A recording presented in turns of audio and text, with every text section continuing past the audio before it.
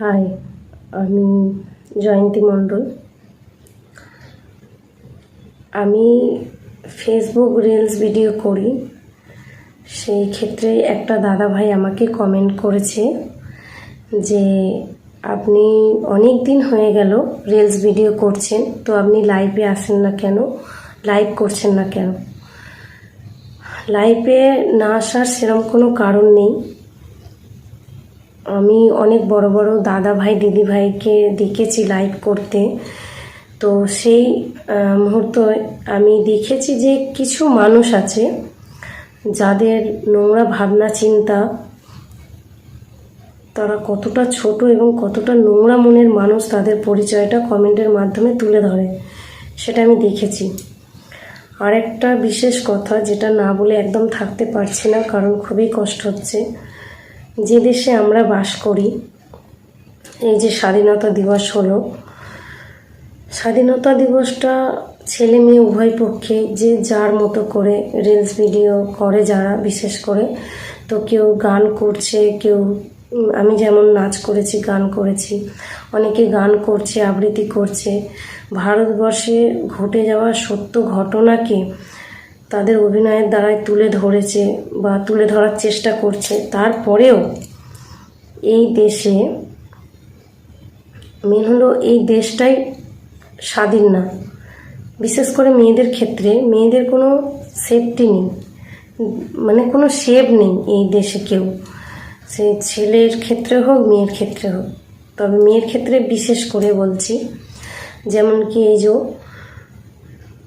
আরজি কলের ডক্টর মৌমিতা দেবনাথ কয়েক ঘন্টার মধ্যেই অন্ধকারে হারিয়ে গেল। ভয়ঙ্কর বিশ্রী একটা ব্যাপার, ভয়ানক একটা অসহ্য যন্ত্রণা কষ্ট নিয়ে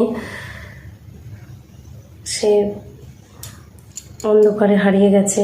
আর শুধু এই ডক্টর মৌমিতা দেবনাথই না, এরকম কোটি কোটি মেয়েরা অন্ধকারে হারিয়ে যায়। এরকম দেশে আমরা থাকি।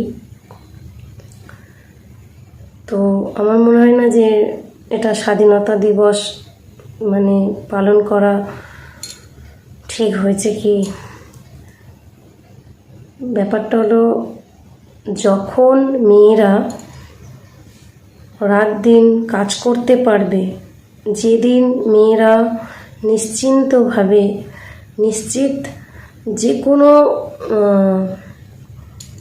জায়গাতে তারা রাত দিন চলাফেরা করতে পারবে, যখন খুশি ঘর থেকে বেরোতে পারবে, শান্তি মনে খোলা আকাশের নিচে নিঃশ্বাস নিতে পারবে, সেই দিন হবে সত্যিকারের স্বাধীনতা দিবস।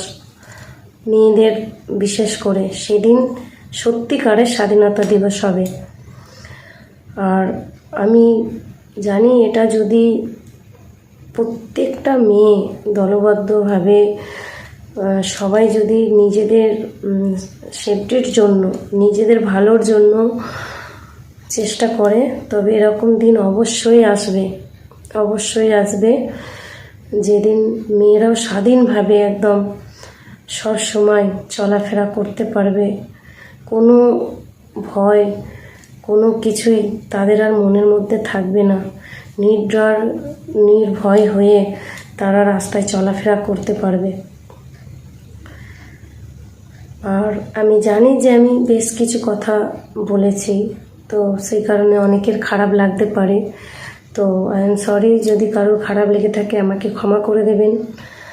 আর সবাই সাবধানে থাকবেন, সুস্থ থাকবেন, ভালো থাকবেন।